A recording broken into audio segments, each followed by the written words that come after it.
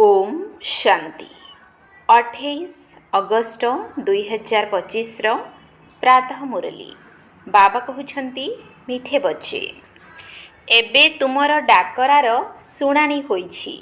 शेषरे सही दिन आसीगला जेउ दिन कि तुमे उत्तमर उत्तम पुरुष एही पुरुषोत्तम संगम जुगरे हेउछ। एबे तुमर डाकरार शुणाणी होईछि। शेषरे सही दिन आसीगला जेउ दिन कि तुमे उत्तमर उत्तम पुरुष एही पुरुषोत्तम संगम जुगरे हेउछ।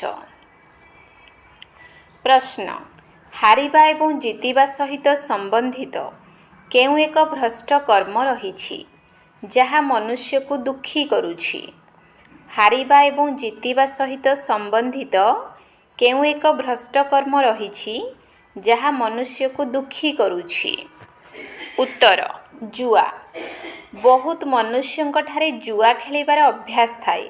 एहा एक भ्रष्ट कर्म काहेकि ना एथिरे हारिले दुख एवं जीतिले सुख मिली थाए। तुम पिलामानक पई बाबांकर आज्ञा हेला पिला माने दैवी कर्म कर। एभली कोनोसी कर्म कर नाही जेउथिरे समय नष्ट हेबो। सर्वदा बेहद्र विजय प्राप्त करिबा पई ही पुरुषार्थ कर। गीत आखिर वह दिन आया आज। ओम शांति। डबल ओम शांति। तुम पिला मानकु मध्य कहिबाकु पड़िबो ओम शांति। एठारे पुणी डबल ओम शांति। एक सुप्रीम आत्मा शिव बाबा कहउछंती ओम शांति। द्वितीय रे एही दादा कहउछंती ओम शांति। तेणु तुमे पिला माने भी कहउछ मु आत्मा शांत स्वरूप शांति देशर निवासी अटे। एठाकु एही स्थूल देश को पाठ करिबा को आसीछि। एही कथा को आत्मा माने भूली जाइछंती। पुणी शेषरे सही दिन तो निश्चित आसीछि जेतेबेले कि शुणाणी हेउछि। केउ शुणाणी कहिथांती बाबा दुख हरण करी सुख दियो। प्रत्येक मनुष्य सुख शांति ही पसंद करिथांती। बाबा मध्य हेउछंती दीनबंधु। एही समय रे भारत बिल्कुल गरीब अटे। पिला माने जानिछंती जे आमे बिल्कुल साहुकार थिलु। एहा मध्य तुमे ब्राह्मण संतान माने जानुछ। बाकी तो सबु जंगल रे अछंती।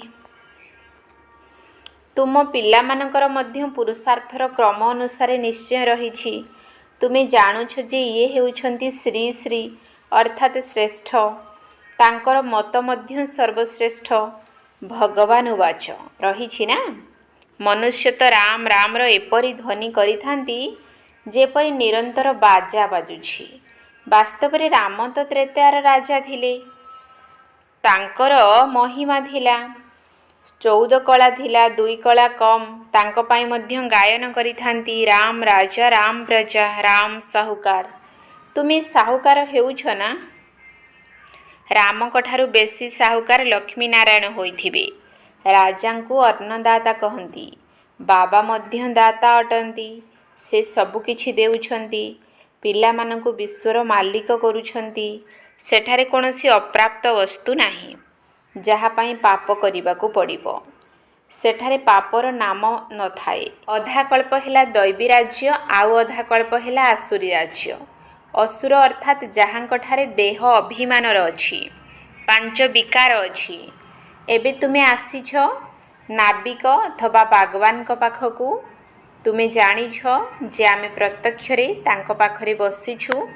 तुमे पिला माने मध्य बसी बसी भूली जाउछ भगवान जेउ आज्ञा देउछंती ताकु मानिबा दरकार ना। प्रथमे तो से श्रीमत देउछंती श्रेष्ठरु श्रेष्ठ करिबा पई। तेणु श्रीमत रे तो पूरा चलिबा दरकार ना। प्रथमे प्रथमे मत देउछंती देही अभिमानी हुओ। बाबा हम आत्मा मानकु पढ़ाउछंती। एही कथा पक्का पक्का याद कर। एही अक्षर मने पकाइले बेड़ा पारी होई छिबो। पिला मानकु बुझाइछंती जे तुमे ही 84 जन्म नेउछ। तुमे ही तम प्रधानरु सतो प्रधान हेउछ। एही दुनिया तो हेउछि पतित दुखी।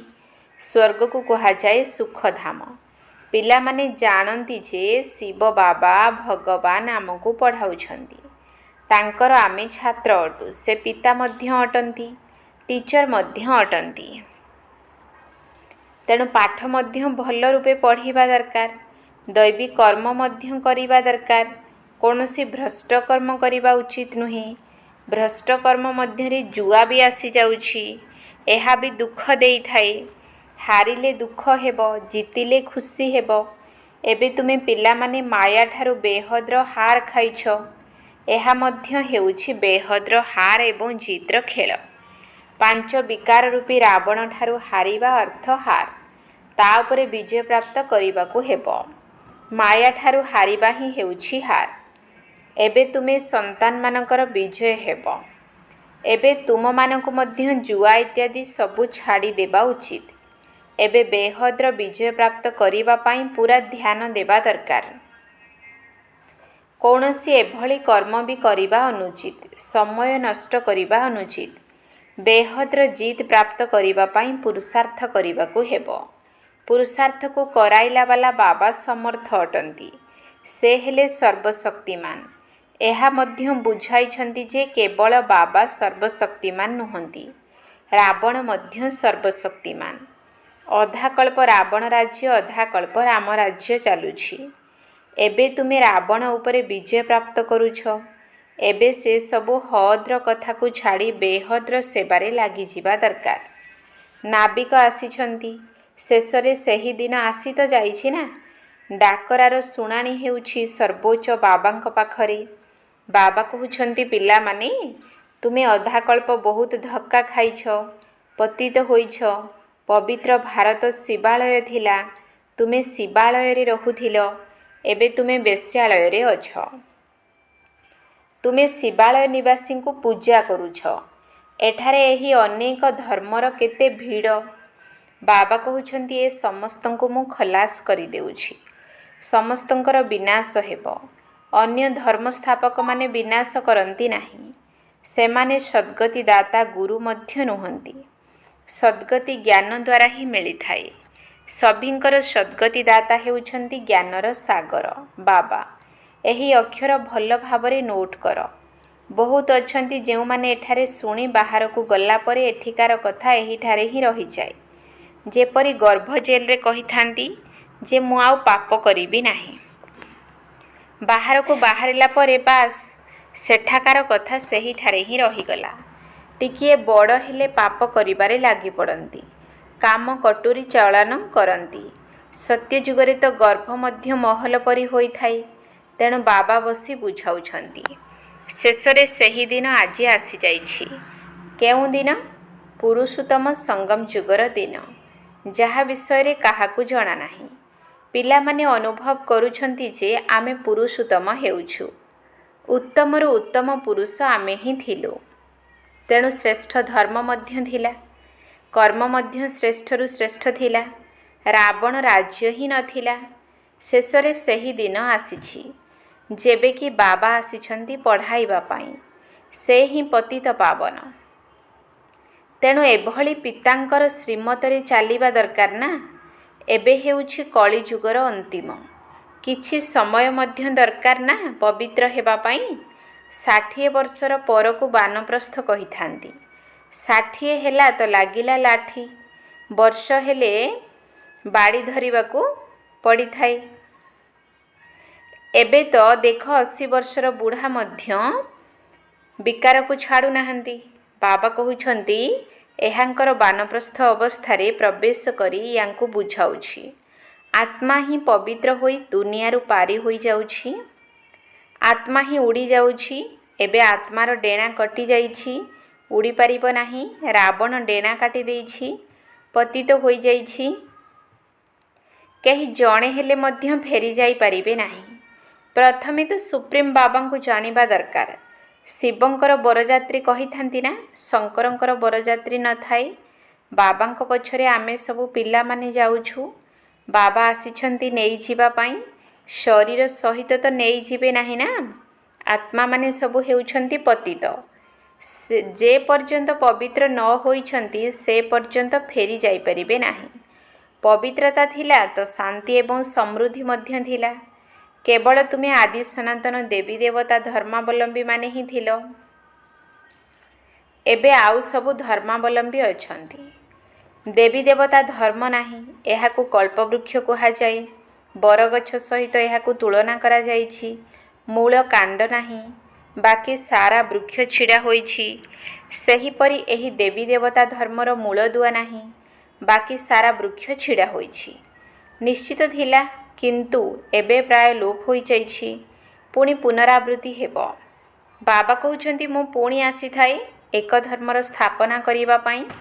ବାକି ସବୁ ଧର୍ମର ବିନାଶ ହୋଇଯାଇଥାଏ। ନଚେତ ସୃଷ୍ଟିଚକ୍ର କିପରି ଘୂରିବ? କୁହାଯାଏ ମଧ୍ୟ ବିଶ୍ୱର ଇତିହାସ ଭୂଗୋଳର ପୁନରାବୃତ୍ତି ହେଉଛି। ଏବେ ପୁରୁଣା ଦୁନିଆ ଅଛି, ପୁଣି ନୂଆ ଦୁନିଆର ପୁନରାବୃତ୍ତି ହେବ। ଏହି ପୁରୁଣା ଦୁନିଆ ପରିବର୍ତ୍ତନ ହୋଇ ନୂଆ ଦୁନିଆ ସ୍ଥାପନ ହେବ। ଏହି ଭାରତ ନୂଆରୁ ପୁରୁଣା ହେଉଛି। କୁହାଯାଏ ଯମୁନା କୂଳରେ ପରିସ୍ଥାନ ଥିଲା। ବାବା କହୁଛନ୍ତି, ତୁମେ କାମଚିତାରେ ବସି କବରସ୍ଥାନୀ ହୋଇଯାଇଛ। ପୁଣି ତୁମକୁ ପରିସ୍ଥାନୀ କରୁଛି। ଶ୍ରୀକୃଷ୍ଣଙ୍କୁ ଶ୍ୟାମସୁନ୍ଦର କାହିଁକି କୁହାଯାଏ? କାହାର ବୁଦ୍ଧିରେ ନଥିବ। ନାମ ତ ସୁନ୍ଦର ନା? ରାଧା ଏବଂ କୃଷ୍ଣ, ଏମାନେ ହେଲେ ନୂଆ ଦୁନିଆର ରାଜକୁମାର ରାଜକୁମାରୀ। ବାବା କହୁଛନ୍ତି, କାମଚିତାରେ ବସିବା ଦ୍ୱାରା ଲୌହ ଯୁଗରେ ଅଛ। ଗାୟନ ବି ରହିଛି, ସାଗରଙ୍କର ସନ୍ତାନ କାମଚିତାରେ ଜଳି ମରିଗଲେ। ଏବେ ବାବା ସମସ୍ତଙ୍କ ଉପରେ ଜ୍ଞାନ ବର୍ଷା କରୁଛନ୍ତି। ପୁଣି ସବୁ ଚାଲିଯିବେ ସୁବର୍ଣ୍ଣ ଯୁଗକୁ। ବର୍ତ୍ତମାନ ରହିଛି ସଙ୍ଗମ ଯୁଗ। ତୁମକୁ ଅବିନାଶୀ ଜ୍ଞାନରତ୍ନର ଦାନ ମିଳୁଛି, ଯାହାଦ୍ୱାରା ତୁମେ ସାହୁକାର ହେଉଛ। ଏହି ଗୋଟିଏ ଗୋଟିଏ ରତ୍ନ ଲକ୍ଷ ଲକ୍ଷ ଟଙ୍କାର। ସେମାନେ ପୁଣି ଭାବନ୍ତି ଯେ ଶାସ୍ତ୍ରର ବାଣୀ ହେଉଛି ଲକ୍ଷ ଲକ୍ଷ ଟଙ୍କାର। ତୁମେ ପିଲାମାନେ ଏହି ପାଠପଢ଼ା ଦ୍ୱାରା ପଦମପତି ହେଉଛ। ଏହା ରୋଜଗାରର ମାଧ୍ୟମ ଅଟେ ନା? ଏହି ଜ୍ଞାନରତ୍ନକୁ ତୁମେ ଧାରଣ କରୁଛ, ଝୁଲାରେ ଭରୁଛ। ସେମାନେ ପୁଣି ଶଙ୍କରଙ୍କ ପାଇଁ କହିଥାନ୍ତି ଯେ, ହେ ବମ୍ ବମ୍ ମହାଦେବ, ଭରିଦିଅ ଝୋଲି। ଶଙ୍କରଙ୍କ ପ୍ରତି କେତେ କେତେ ଦୋଷାରୋପ କରିଛନ୍ତି। ବ୍ରହ୍ମା ଏବଂ ବିଷ୍ଣୁଙ୍କର ପାର୍ଟ ଏହିଠାରେ ଅଛି, ଏହା ମଧ୍ୟ ତୁମେ ଜାଣୁଛ। 84 ଜନ୍ମ ବିଷ୍ଣୁଙ୍କ ପାଇଁ ମଧ୍ୟ କୁହାଯିବ, ଲକ୍ଷ୍ମୀ ନାରାୟଣଙ୍କ ପାଇଁ ମଧ୍ୟ। ତୁମେ ବ୍ରହ୍ମାଙ୍କ ପାଇଁ ବି କହିବ। ବାବା ବସି ବୁଝାଉଛନ୍ତି ଯେ ଠିକ୍ କ'ଣ ଭୁଲ କ'ଣ, ବ୍ରହ୍ମା ଏବଂ ବିଷ୍ଣୁଙ୍କର ପାର୍ଟ କ'ଣ ରହିଛି। ତୁମେ ହିଁ ଦେବତା ଥିଲ, ଚକ୍ର ଲଗାଇ ବ୍ରାହ୍ମଣ ହୋଇଛ, ପୁଣି ଏବେ ଦେବତା ହେଉଛ। ମୀରାଙ୍କର ପାର୍ଟ ଏହିଠାରେ ଚାଲୁଛି। ବୈକୁଣ୍ଠର ଲୀଳା ଖେଳା ଧ୍ୟାନ ଦ୍ୱାରା ଦେଖିଥାନ୍ତି। ଏଠାରେ ତ ବୈକୁଣ୍ଠ ନାହିଁ। ମୀରା ଡ୍ୟାନ୍ସ କରୁଥିଲେ, ସେ ସବୁକୁ ସାକ୍ଷାତକାର କୁହାଯିବ। କେତେ ତାଙ୍କର ସମ୍ମାନ ରହିଛି। ସାକ୍ଷାତକାର କଲେ, ଆଉ କୃଷ୍ଣଙ୍କ ସାଥିରେ ନୃତ୍ୟ କଲେ। ତେବେ କ'ଣ ହେଲା? ସ୍ୱର୍ଗକୁ ତ ଗଲେ ନାହିଁ। ଗତି ସଦ୍ଗତି ତ ସଙ୍ଗମ ଯୁଗରେ ହିଁ ମିଳିପାରିବ। ଏହି ପୁରୁଷୋତ୍ତମ ସଙ୍ଗମ ଯୁଗକୁ ତୁମେମାନେ ହିଁ ବୁଝିଛ। ଆମେ ବାବାଙ୍କ ଦ୍ୱାରା ଏବେ ମନୁଷ୍ୟରୁ ଦେବତା ହେଉଛୁ। ବିରାଟ ରୂପର ବି ନଲେଜ ଦରକାର ନା? ଚିତ୍ର ରଖିଛନ୍ତି, କିନ୍ତୁ କିଛି ବୁଝୁନାହାନ୍ତି। ଅକାସୁର, ବକାସୁର, ଏହା ସବୁ ଏହି ସଙ୍ଗମ ଯୁଗର ନାମ। ଭସ୍ମାସୁରର ମଧ୍ୟ ନାମ ରହିଛି। କାମଚିତାରେ ବସି ଭସ୍ମ ହୋଇଯାଇଛନ୍ତି। ଏବେ ବାବା କହୁଛନ୍ତି ଯେ, ମୁଁ ସମସ୍ତଙ୍କୁ ପୁଣି ଜ୍ଞାନ ଚିତା ଉପରେ ବସାଇ ନେଇଯାଉଛି। ଆତ୍ମାମାନେ ସବୁ ହେଲେ ଭାଇ ଭାଇ। କହିଥାନ୍ତି ମଧ୍ୟ ହିନ୍ଦୁ ଚୀନ ଭାଇ ଭାଇ, ହିନ୍ଦୁ ମୁସଲିମ ଭାଇ ଭାଇ। ଏବେ ଭାଇ ଭାଇ ମଧ୍ୟ ପରସ୍ପର ମଧ୍ୟରେ ଲଢ଼େଇ କରୁଛନ୍ତି। କର୍ମ ତ ଆତ୍ମା କରୁଛି ନା? ଶରୀର ଦ୍ୱାରା ଆତ୍ମା ଲଢ଼େଇ କରୁଛି। ପାପ ମଧ୍ୟ ଆତ୍ମାରେ ଲାଗୁଛି। ସେଥିପାଇଁ ପାପ ଆତ୍ମା କୁହାଯାଏ। ବାବା କେତେ ସ୍ନେହରେ ବସି ବୁଝାଉଛନ୍ତି। ଶିବ ବାବା ଓ ବ୍ରହ୍ମା ବାବା ଉଭୟଙ୍କର ହକ୍ ଅଛି ବଚ୍ଚେ ବଚ୍ଚେ ସମ୍ବୋଧନ କରିବା। ବାବା ଦାଦାଙ୍କ ଦ୍ୱାରା କହୁଛନ୍ତି ଯେ, ହେ ସନ୍ତାନଗଣ, ବୁଝିପାରୁଛ ନା? ଆମେ ଆତ୍ମାମାନେ ଏଠାକୁ ଆସି ପାଠ କରୁଛୁ। ପୁଣି ଶେଷରେ ବାବା ଆସି ସମସ୍ତଙ୍କୁ ପବିତ୍ର କରି ସାଥିରେ ନେଇଯାଉଛନ୍ତି। ବାବା ହିଁ ଆସି ଜ୍ଞାନ ଦେଉଛନ୍ତି। ଆସୁଛନ୍ତି ମଧ୍ୟ ଏହିଠାକୁ। ଶିବ ଜୟନ୍ତୀ ମଧ୍ୟ ପାଳନ କରୁଛନ୍ତି। ଶିବ ଜୟନ୍ତୀ ପରେ ପୁଣି ହୋଇଥାଏ କୃଷ୍ଣ ଜୟନ୍ତୀ। ଶ୍ରୀକୃଷ୍ଣ ହିଁ ପୁଣି ଶ୍ରୀ ନାରାୟଣ ହେଉଛନ୍ତି। ପୁଣି ଚକ୍ର ଲଗାଇ ଶେଷରେ ଶ୍ୟାମଳ ପତିତ ହେଉଛନ୍ତି। ବାବା ଆସି ପୁଣି ଗୋରା କରୁଛନ୍ତି। ତୁମେ ବ୍ରାହ୍ମଣ ସେହି ଦେବତା ହେବ। ପୁଣି ସିଡ଼ିରେ ତଳକୁ ଖସିବ। ଏହି 84 ଜନ୍ମର ହିସାବ ଆଉ କାହାର ବୁଦ୍ଧିରେ ନଥିବ। ଗୀତ ମଧ୍ୟ ଶୁଣିଲ। ଶେଷରେ ଭକ୍ତଙ୍କର ଶୁଣାଣି ହେଉଛି। ଡାକିଥାନ୍ତି ମଧ୍ୟ, ହେ ଭଗବାନ, ଆସି ଆମକୁ ଭକ୍ତିର ଫଳ ଦିଅ।